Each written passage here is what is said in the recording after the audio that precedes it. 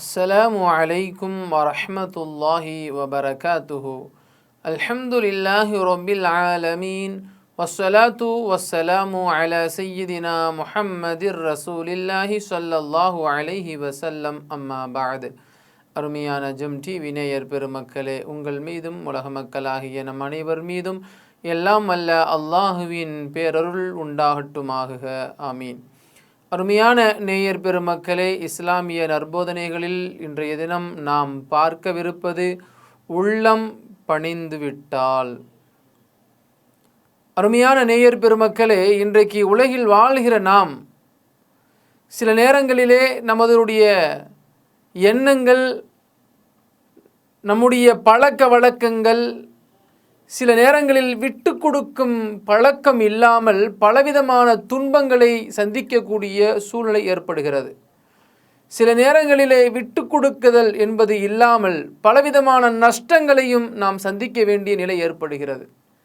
கணவன் மனைவியாக இருப்பவர்களிடத்தில் விட்டு கொடுக்கும் மனப்பான்மை இல்லை, பிரச்சனை. பிள்ளைகளுக்கு மத்தியிலே விட்டு கொடுக்கும் மனப்பான்மை இல்லை, பிரச்சனை. தொழில் செய்கிற இடத்தில் விட்டு கொடுக்கும் மனப்பான்மை இல்லை, பிரச்சனை. இப்படி ஏதாவது வழிகளில் பிரச்சனைகள் வந்து கொண்டே இருக்கிறது. நாம் ஏதேனும் ஒரு வகையில் நமது உள்ளத்தை, நமது சிந்தனையை நல் வழிக்காக வேண்டி நல்ல எண்ணத்தோடு நாம் பணிவான சிந்தனையோடு நமது வாழ்க்கையை அமைத்து கொள்கிற பொழுது இவ்வுலகிலும் நாளை மறு உலகிலும் நம்மை போன்ற வெற்றியாளர்கள் யாரும் இருக்க முடியாது. அதே போன்று நம்மை படைத்த இறைவன் உலகிலே வாழச் செய்திருக்கிறான். அந்த இறைவன் எப்படி விரும்புகிறான்? அந்த இறைவனிடத்திலே எந்த அளவிற்கு நாம் பணிவோடு இருக்க வேண்டும்? நாம் நமது நடைமுறைகளிலோ அல்லது நமது பேச்சிலோ நமது செயல்களிலோ பணிவோடு இல்லாவிட்டாலும் கூட நாம் இறைவனை சந்திக்க செல்கிற பொழுது, அல்லாஹினுடைய அந்த பள்ளிவாசலுக்கு தொழச் செல்கிற பொழுது, அல்லது ஏதேனும் ஒரு இபாதத்தில் நம்மை நாம் ஈடுபடுத்திக் கொள்கிற பொழுது, அல்லது ஏதேனும் ஒரு வகையிலே நாம் பிரார்த்தனை செய்ய நாடுகிற பொழுது நமது உள்ளம் எப்படி இருக்க வேண்டும்? இன்னைக்கு அதிகமான மக்கள் சொல்கிற வார்த்தை என்ன தெரியுமா? ஐவேளை தொழுகிறேன், நோன்பு வைக்கிறேன், ஏழை எளிய மக்களுக்கு உதவி செய்கிறேன், ஆனால் எனக்கு இறைவன் புறத்திலிருந்து கேட்கிற பொழுது எந்த விதமான பலனும் இல்லாமல் இருக்கிறது என்று ஆதங்கப்படுகிறார்கள்.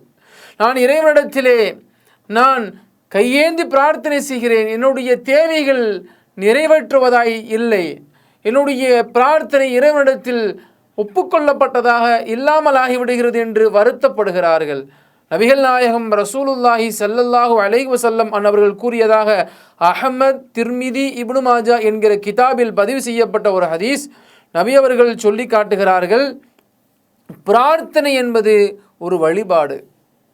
அதில் அலட்சியம் காட்டினால் அல்லாஹும் அலட்சியம் காட்டி விடுவான் என்று நபிகள் நாயகம் ஸல்லல்லாஹு அலைஹி வஸல்லம் அவர்கள் குறிப்பிட்டு காட்டுகிறார்கள்.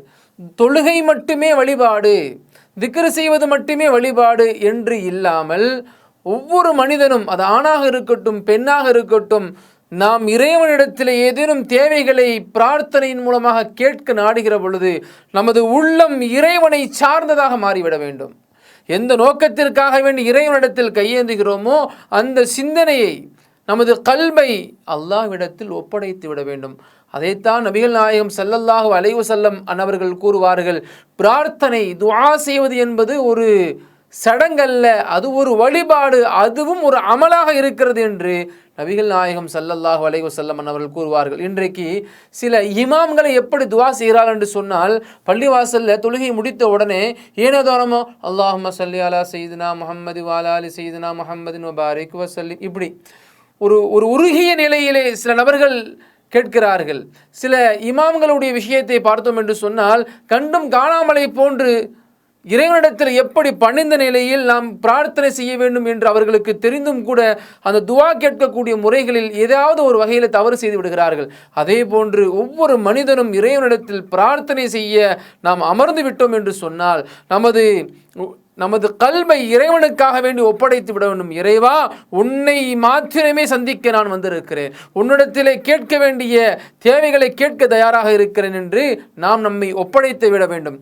உமர் ரலியல்லாஹு அன்ஹு அவர்கள் சொல்லி காட்டுவார்கள், நான் எப்பொழுதெல்லாம் இறைவனிடத்திலே துஆ செய்ய நாடுகிறேனோ எனது பிரார்த்தனை எப்போது ஏற்றுக்கொள்ளப்படும் என்று எனக்கு தெரியும் என்று கூறுகிறார்கள். தோழர்களுக்கு எல்லாம் ஆச்சரியம். உங்களுடைய துஆ, உங்களுடைய பிரார்த்தனை இறைவன் எப்பொழுது ஏற்றுக்கொள்வான் என்று உங்களுக்கு எப்படி தெரியும் என்று கேட்கிறாங்க. உடனடியாக உமர் ரலியல்லாஹு அன்ஹு அவர்கள் கேள்வி கேட்டவர்களிடத்திலே சொல்வார்கள், உள்ளத்தில் அச்சத்துடனும் கண்களில் கண்ணீரை சிந்திய வண்ணமும் உறுப்புகளை அமைதிப்படுத்தியவனாகவும் இருக்கும் நிலையில் ஓர்மையோடு எந்த ஒரு மனிதன் தன்னுடைய பிரார்த்தனையை அமைத்துக் கொள்கிறானோ அந்த பிரார்த்தனை நிச்சயமாக இறைவனிடத்தில் ஒப்புக்கொள்ளப்பட்டதாக ஆகிவிடுகிறது. ஏனென்றால் அல்லாஹு தஆலா ஒவ்வொரு அடியானிடத்தில் எதிர்பார்ப்பது என்ன தெரியுமா? உள்ளம் பணிந்தவனாய், சிரம் பணிந்தவனாய் எந்த ஒரு அடியான் என்னிடத்திலே கேட்கிறானோ அந்த அடியானுடைய தேவைகளை, அந்த அடியானுடைய பிரார்த்தனைகளை கபூலாக்க நான் தயாராக இருக்கிறேன் என்று அல்லாஹ் விரும்புகிறான். நபிகள் நாயகம் ஸல்லல்லாஹு அலைஹி வஸல்லம் அன்னவர்களும் அதைத்தான் குறிப்பிட்டு காட்டுகிறார்கள்.